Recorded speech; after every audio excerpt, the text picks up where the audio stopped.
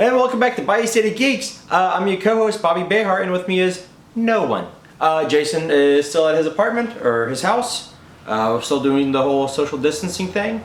Episode 42 is up, where we did Zoom, which we'll probably do that for the next few episodes. So this time for LEGO Timelapse, I pulled one to the vault, which is my storage unit, and pulled out LEGO Architecture FlatIron building up in New York. I love the architecture series. I have a ton of them. This will be the first architecture I do for this series. The next one will probably be the Ferrari, and then the next architecture will be the US Capitol. This time I'm going to try something different. I'm going to do, I'm actually going to read some of the history over the video. That way you're not just listening to nothingness while you see my hands furiously go along at 200 times the normal rate. With that, here's the video. Remember, wash your hands, be safe, be good, and wash your hands. See you in the funny papers. And now for a little history brought to you by LEGO.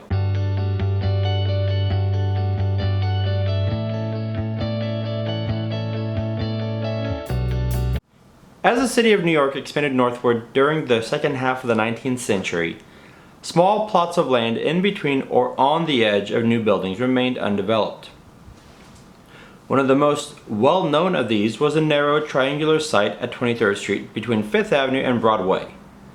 The FlatIron, as it quickly became known, changed owners many times, but wouldn't be developed until the Chicago-based Fuller Company bought the site in 1901.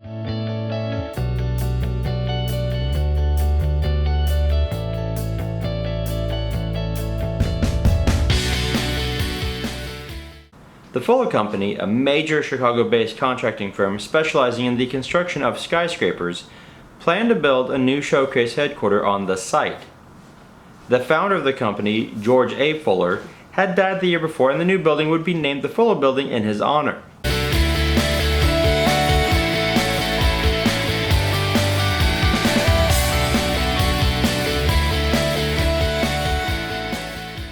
The Fuller Company engaged Chicago architect Daniel H. Burnham to design the building, and, utilizing the Fuller Company's expertise with steel frame construction, he proposed a 20-story structure that would reach a height of 285 feet.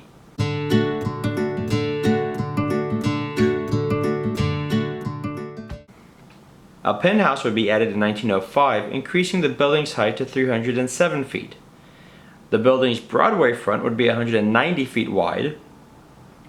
The 5th Avenue front would be 173 feet wide, and the 22nd Street side would just short of 87 feet wide.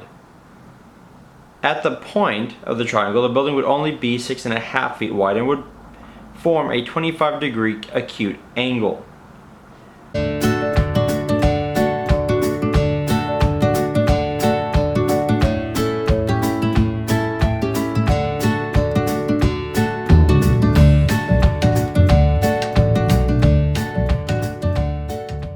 Burnham saw the building as a vertical Renaissance palazzo with Beaux Arts or neoclassical styling.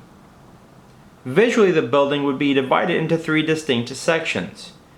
It would consist of a richly decorated 3-story limestone facade at the bottom and a broad, repetitive midsection in a light tan monochrome terracotta. The structure would then be topped off with a crowning cornice that would run the entire length of the building.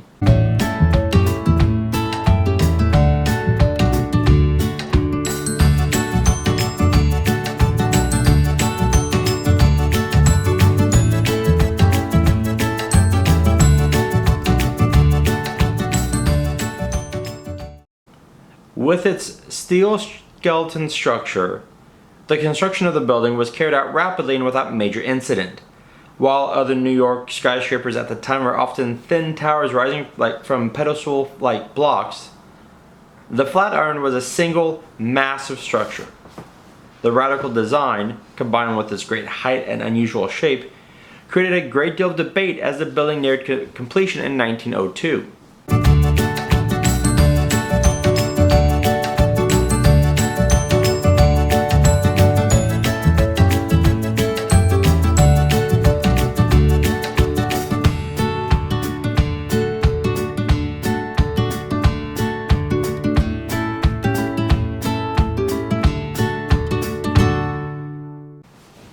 Many New Yorkers believed the structure would be unstable and would fall over at the first gust of wind. The building had even been nicknamed Burnham's Folly, and bets were placed on how far the debris would reach when it blew over. Strong winds came and went, and the FlatIron building withstood them all, as it continues to do so today, over a century later. It is proof that the structure is not only a strong architectural idea, but a groundbreaking engineering marvel as well.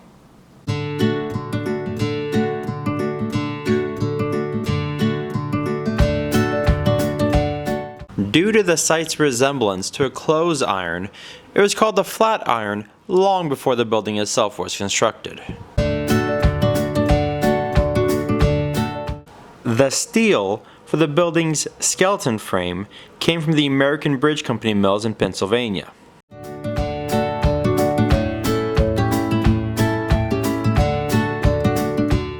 Six Otis Company hydraulic elevators were installed in the building, powered by water pressure and pistons that activated a system of ropes and pulleys.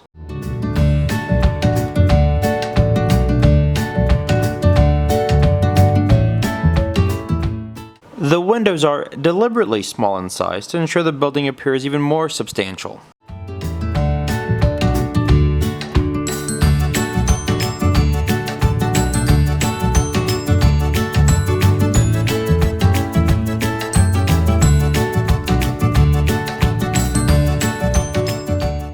The facade includes many Italian and French Renaissance motifs, such as Greek faces and terracotta flowers.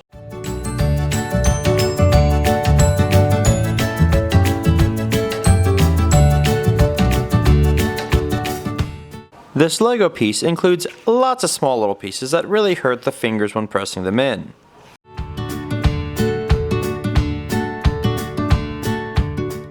Side note, if you're putting this together, or any Lego piece, really, it is kinda helpful to have super glue with you. Kinda glue some of these pieces in, that way if it falls, it won't shatter into a million pieces. The upper floor originally housed a restaurant and an observation deck, both now closed.